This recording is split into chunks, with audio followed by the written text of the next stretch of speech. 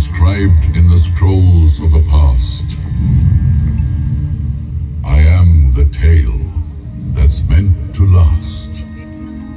Kingdoms and empires rise and fall. I am the keeper of it all.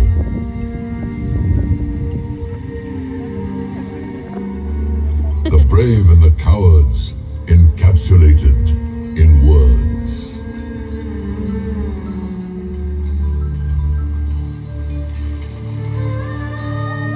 The rise of dynasties and their fall. Omnipresent, I observe it all. This is the story of glorious Golconda. Come, I'll take you on a journey to show and share it all with you.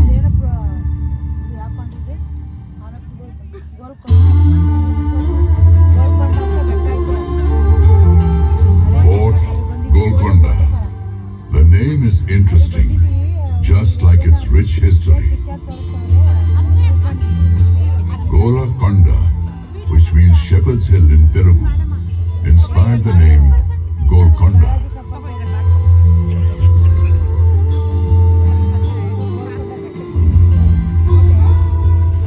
Next to it was a small village settlement named Mangalavaram. Adjacent to it was a huge mountain on which lies Golconda. Constructed in the medieval period, this is one of the strongest forts of the Deccan, and it played a pivotal role in shaping the politics of the region.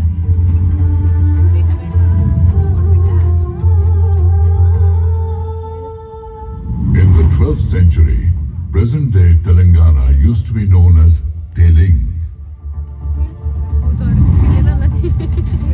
Orugalu was its capital. It was ruled by the Kakatiya dynasty.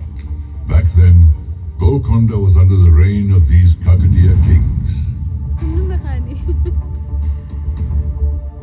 Kakatiyas were the indigenous Hindu rulers and were very powerful in that era.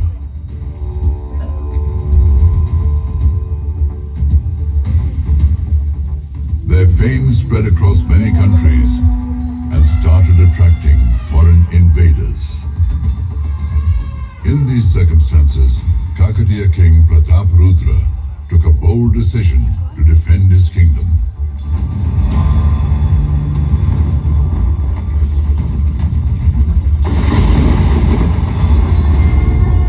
I, Kakatiya King Pratap Rudra,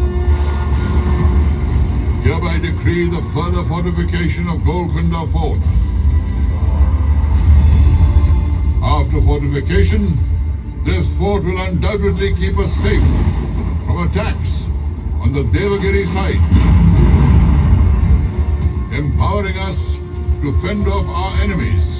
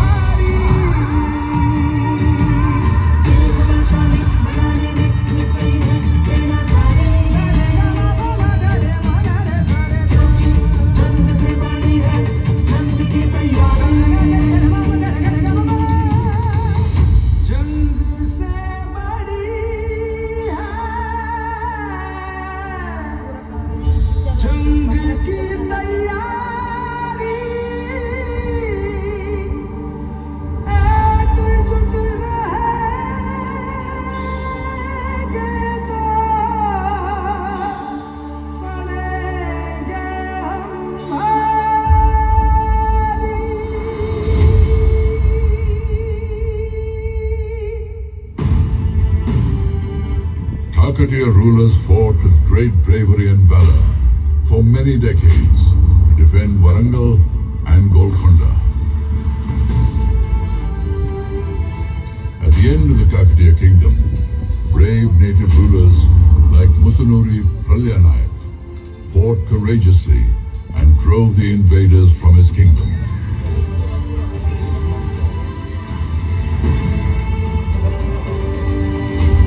But in the end, Golconda's defense was breached.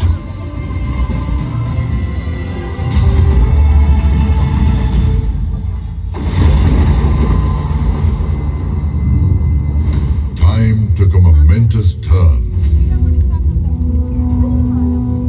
Alauddin Hassan Bahman Shah, a viceroy of the Delhi Sultanate, laid the foundation of the Bahmani Sultanate in the Deccan.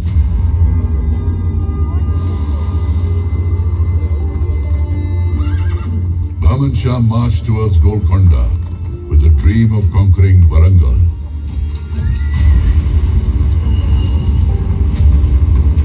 But he was confronted by Musunuri Kapayanayak, successor of Warangal ruler Pralyanayak.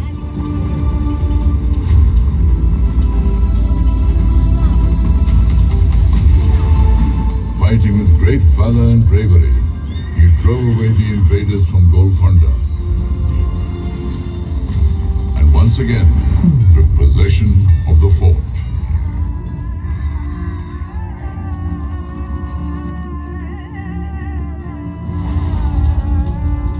After 2 decades had passed, Rechirla Padmanayak King Annapota Nayak killed Musunuri Kapayanayak with the help of the Bahmani army.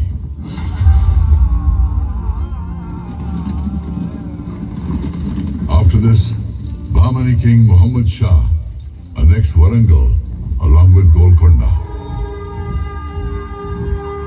Thus, the dominance of the Hindu rulers in Golconda and Warangal was ended.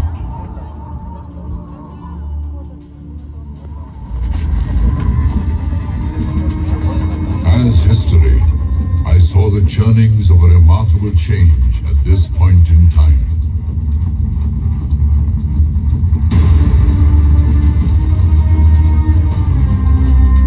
The 14th Bahmani King Muhammad Shah's royal court is giving a warm welcome to Quli Qutb Shah from the Persian city of Hamdan.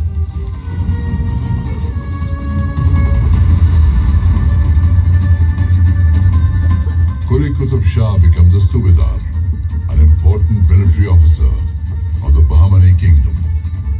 Impressed by his working style and abilities, he is made Qutb ul-Mulk, or Governor of Telangana, within 7 years. The estate of Golconda is handed over to him.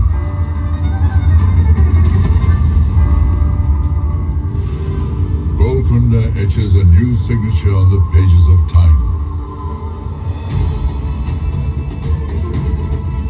Bahmani rule ends. Quli Qutb Shah proclaims himself the Sultan of Golconda.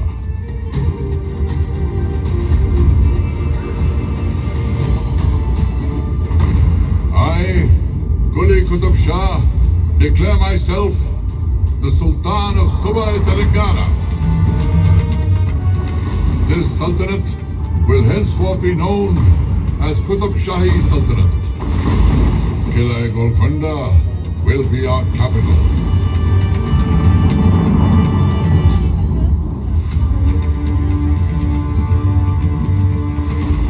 With Sultan Quli Qutb ul-Mulk, the foundation of the Qutb Shahi Sultanate was laid in Telangana.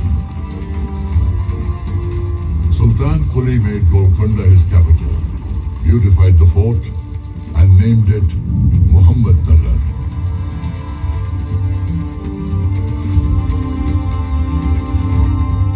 Qutb Shahi Sultans constructed many palaces, gardens, masjids, and many buildings for public use inside the fort in a properly planned way.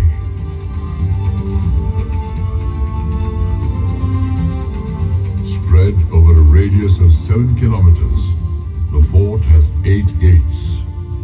Ahead of the entrance gate, Bala Hisar, is the Diwan-e-Khas and the court. Beyond that lies the Sultan's residence and the Queen's palace.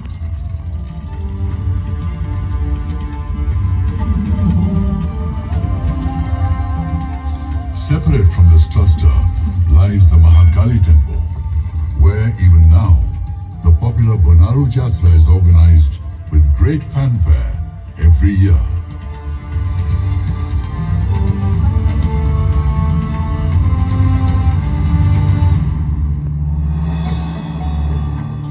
After Sultan Quli, his third son, Jamshed Quli Qutub Shah, became the Sultan.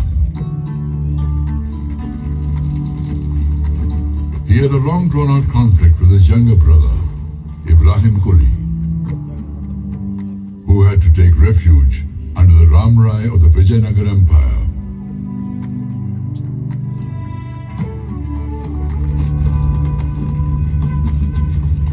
Jamshed Quli died after ruling for 7 years. Ibrahim came back from Vijayanagar and declared himself the king.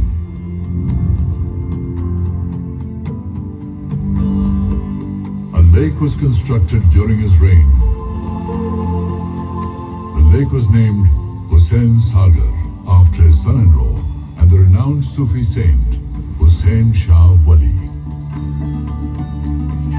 Ibrahim Quli started the expansion of Golconda beyond Musi River, and his son Sultan Muhammad Quli completed this expansion.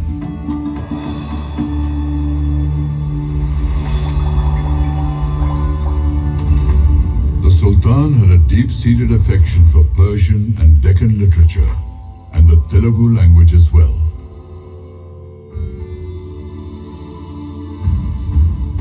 He was the first ruler to patronize Telugu education in Golconda. Telugu poets Adanki Gangadhar Kavi, Kandukuri Rudra Kavi, and many other Telugu poets recited poems in his royal court. He appointed Adanki Gangadhar Kavi as the Telugu poet laureate of his court. In Telugu literature, Sultan Ibrahim is known as Maliki Bharam. Renowned Telugu writer Kandukuri Rudra Kavi was awakening the conscience of society through his writings. By writing Yakshagana simultaneously in prose and play formats, he gained such eminence that Sultan Ibrahim Quli Qutub Shah desired to hear his rendition in person.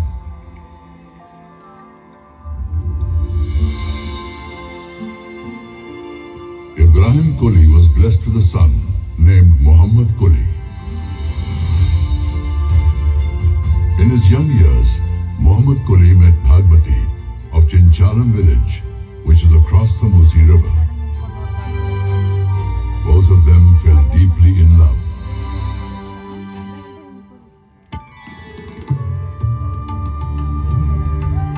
His father Ibrahim Quli realized that for the betterment of the Sultanate, he should not oppose their union. So Bhagmati and Muhammad Quli were united forever.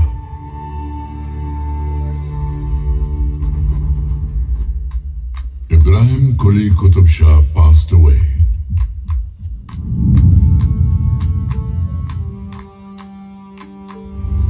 His heir, Muhammad Quli Qutub Shah, became the Sultan of Golconda when he was only 14 years old. Muhammad Quli used to write Urdu poems. He became the first Urdu poet whose poems were published as a collection by the name Quliyat.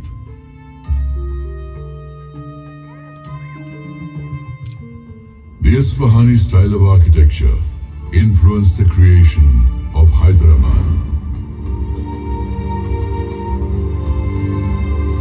The world-famous Charminar was built in 1591 CE amidst the Char Kaman Plaza. A beautified the city with 11 beautiful gardens and named the city Bhagnagar.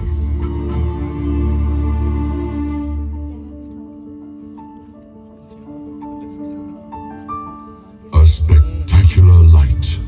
Where is it emanating from? Has a mountain of light ascended on earth? Yes, it's true. This light is from a priceless diamond.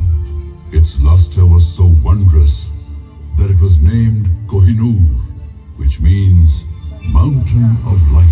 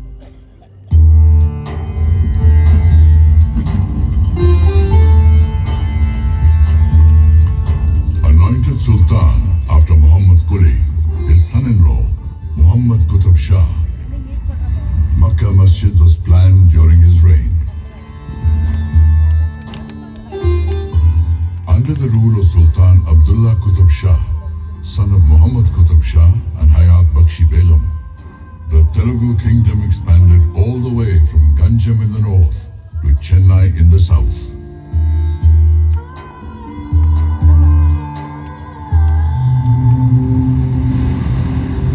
Meanwhile, Aurangzeb, the son of the Mughal Emperor Shah Jahan, marched from Delhi and became the governor of the Deccan, waiting for an opportunity to attack Golconda.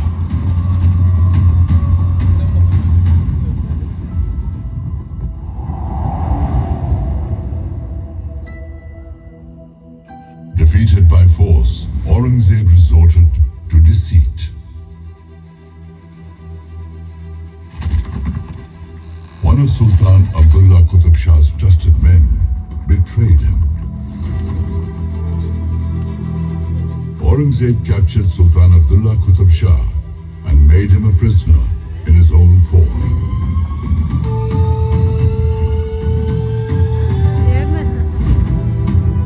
Abdullah Qutb Shah's mother, Hayat Bakshi Begum, strategically proposed a treaty to Aurangzeb.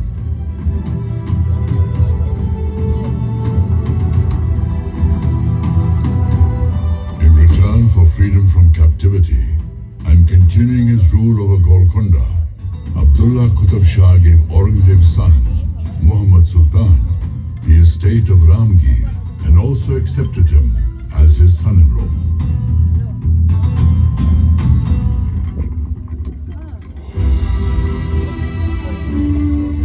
Abdullah Qutb Shah passed away in 1672.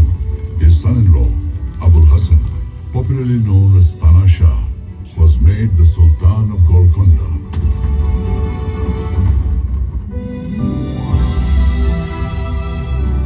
Abul Hassan appointed able Hindu ministers to important posts in the government.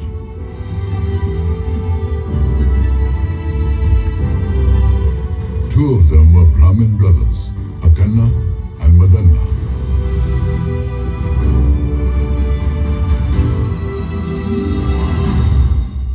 Maratha ruler Chhatrapati Shivaji Maharaj visited Golconda twice during the reign of Abul Hasan.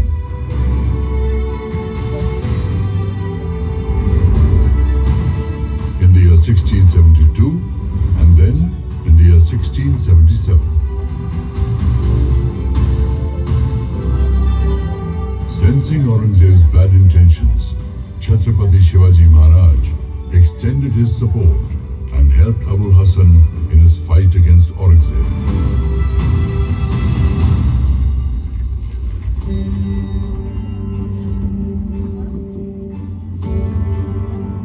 Sultan Abul Hasan communicated directly with his people.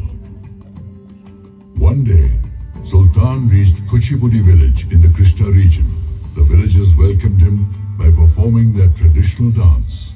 The Sultan was overjoyed and named the dance Kuchipudi.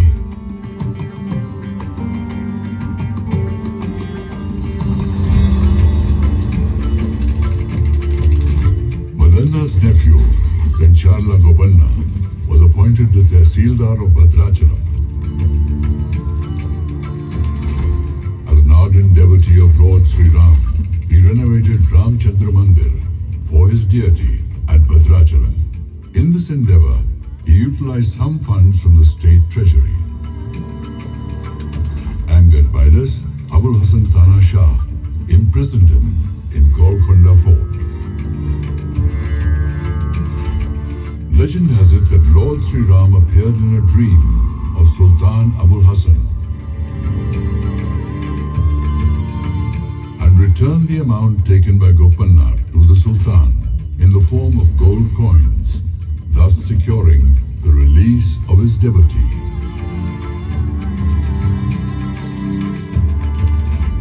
Since then, Kancharla Gopanna has become famous as Bhakta Ramadasu. This unique story of devotion to Lord Ram is now part of the folklore in southern India. His devotional songs gained fame as Ramdasu Kirtan and became an integral part of Carnatic music.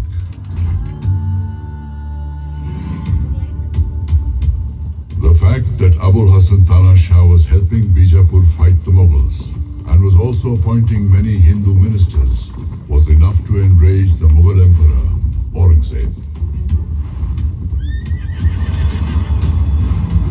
He sent the Mughal army to Golconda, led by his son. After 8 months of fierce battles, his army managed to enter the fort deceitfully. The treasury of Golconda was looted. The Hindu ministers Madanna and Akanna were beheaded. Not only this, Abul Hasan Tana Shah was imprisoned in Kala Mahal of Daulatabad's fort.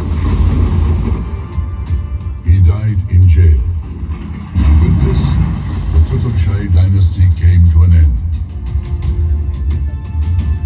Aurangzeb appointed Asaf Jahi as the Subedar of Golconda, who went on to rule Hyderabad independently by the name of Nizam ul Mulk.